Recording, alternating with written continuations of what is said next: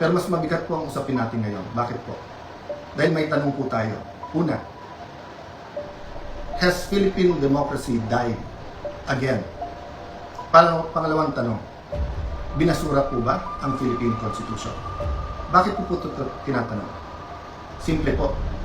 Ang nakalagay sa konstitusyon ng Pilipinas, pwedeng mag-conduct ng business ang Senado by a majority of all its members.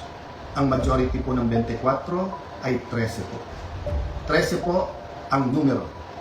Yung sinasabi po nilang kaso, yung po ay ibang-iba. Nag-adjourn po kami nung nag-walk out sila. So that means they have to call the roll at kailangan 13. Yung binabanggit nilang kaso po, hinahamon ko lahat ng abogado. It is not applicable kasi doon po tuloy-tuloy yung sesyon. Tinigil tapos sinabing may continuing forum po sila. Tayo po, malinaw na malinaw sa records, ay nag-adjourn last Tuesday at sinabi na tayo ay muling magre-resume ng alas 5 ng Lunes. So, what is the point of going through this? The question we have to ask ourselves is that, is the Constitution but a piece of paper to this administration? Has the judiciary ceased to function? Wala na bang Senado? Yun na po ba ang pananaw ng ating administrasyon? Ang tingin ba po ng 12 senador ay basta't kakampi mo ang Malacanang ay wala ng batas? Kung titingnan niyo po ang Rule 1 and 2 ng Senado na ayon to sa Philippine Constitution, para i-elect ang Senate President at ang Senate President Pro Tem o Pro Tempore ay kailangan po 13. So paano po nila alisin si Senator Loren Legarda kung 12 lang po sila? At mapapakita po sa inyo na gusto nilang i-control ang premises ng Senado at gusto po nilang hindi mag-hearing ang Blue Ribbon Committee bukas sapagkat ay binasa po nilang rule para magkaroon po ng acting Senate President. Kailan po ba pwede magkaroon ng acting Senate President? Babasahin ko po sa inyong rule. Sabi po, in cases specified in subparagraph C of Section 4 of the rule, the President Pro Tem shall serve as acting President until the Senate shall have elected a new President. Hindi po sila maka-elect ng new President dahil wala po silang 13. Ulitin ko po, pag may 13 po sila, ako pa mag-vote sa kanila. Bibilisan ko po na ibibigay sa kanila. Wala po silang 13. So ano yung rule po? The President Pro Tempore shall discharge the powers and duties of the President in the following cases, ABC.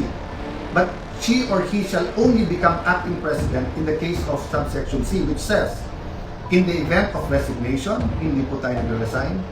Removal, hindi po nila ako naalis. Death, buhay pa naman po siguro ako, hindi po AI to. Hindi po AI ang kumakausap sa inyo ngayon, buhay pa ho ako. Absolute incapacity, siguro naman po nakikita nyo, nakakapag-isip po ako, nakakapagsalita po ako. So wala pong ground para magkaroon ng acting president. This is an illegal coup d'etat na may kasamang pagbabasura ng ating konstitusyon. I warned everyone about this from day one. We warned everyone yesterday when we explained the use of the parliamentary tool of not having a quorum. And kaninang tanghali, habang kausap ko po si Senator Marcoleta, I asked everyone, please pray, kasi at that time, balita po namin na nag-step up sila sa pagsasabing wala na yung kaso nyo, sumama lang kayo or pumunta lang kayo ng session hall. I even got a text yesterday, pumunta lang daw ako or si Senator Loren para nga at least mag-open and close. Nangyayari po minsan yan, that's a longer story. Pero naramdaman ko na po kahapon na baka may isang dumating, so 12 plus 1 equals 13. So 12 pa rin po ngayon, ay pang-11 pa rin po. Dahil sa ating konstitusyon, sa ating rules of the Senate, kailangan pong 13. Hindi po kami nagpipilit sa kapangyarihan. I can go as Senate President, even as Senator anytime. Hindi po ba ako lang ang katangi-tangi sa mga matataas na opisyal na nung nangyari yung flood control scam ay nagsabi, ba't hindi na lang tayo lahat mag-resign? Bakit po ngayon, after asking me to resign yesterday, illegal po. Actually po, hindi nila ako tinanggal. Naglagay ng acting. Senator Win, Lucian, ingat kayo dyan. You're playing around with fire. This is not just about the Senate. This is about the Philippine Constitution. Mga kababayan, sabi nila, ginawa nila to kasi naipit ang trabaho. Wala naman po silang ginawa ngayon. Kung hindi baguhin ng mga committee para walang bulibong committee hearing bukas, para hindi maimbitahan ang 18 Marines.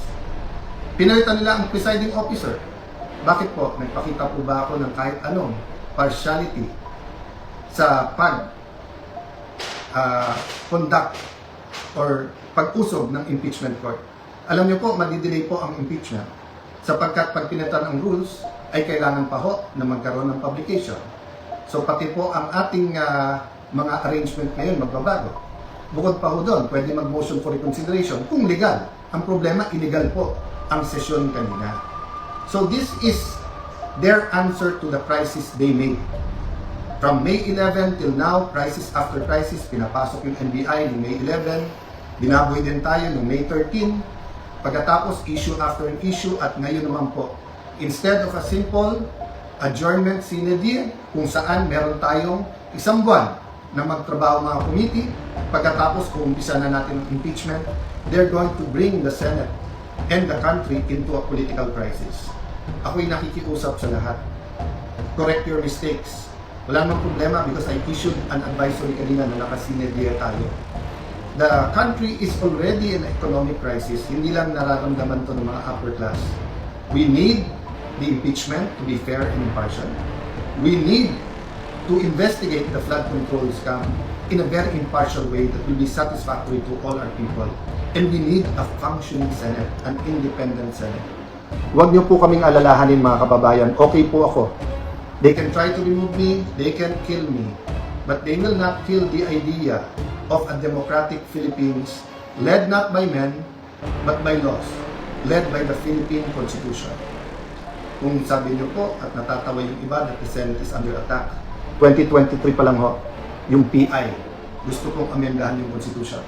After magsalita si Senator Aimee, wala daw katotohanan yun. E ngayon po, binasura ang Constitution. Ano ba tingin yung kasunod nito? So mga kababayan, again, God is sovereign. Let's all reflect on this and pray. But tomorrow, tuloy ang hearing ng Blue Ribbon Committee. I am still the legitimate, legal, moral Senate President of the Republic of the Philippines. There is still functioning committees. We have to hear the testimonies. Invited po, pati po, yung mga gumawa ng illegal ngayon. You can try to stop us, but you will be stopping the Filipino people.